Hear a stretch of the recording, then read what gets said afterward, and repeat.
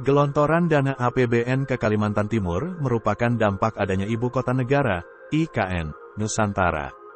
Pemerintah pusat, tahun ini akan menggelontorkan dana sekitar Rp32 triliun untuk pembangunan Ibu Kota Negara, IKN, Nusantara di Kaltim.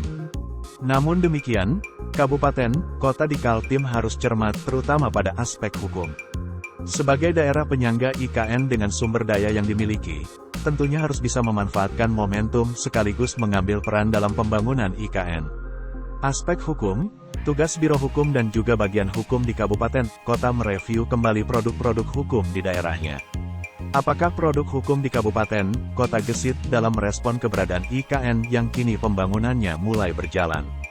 Karena segala sesuatu yang dilakukan pemerintah daerah harus didasari kebijakan, harus ada legalitasnya yang diperkuat oleh produk hukum, tegas Sekretaris Daerah Provinsi Kaltim, Sri Wahyuni Rabu, tanggal 8 Maret tahun 2023. Pemprov maupun kabupaten, kota, kata Sri Wahyuni, tentu ingin bersinergi dan mengambil bagian sesuai sumber daya yang dimiliki masing-masing daerah.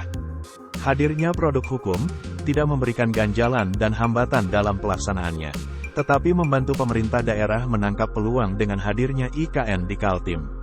Sri Wahyuni menegaskan, sebagai daerah penyangga sekaligus mitra IKN, kabupaten, kota di Kaltim harus dapat mengambil peran dan peluang, sehingga nantinya akan berdampak pada kemajuan daerah.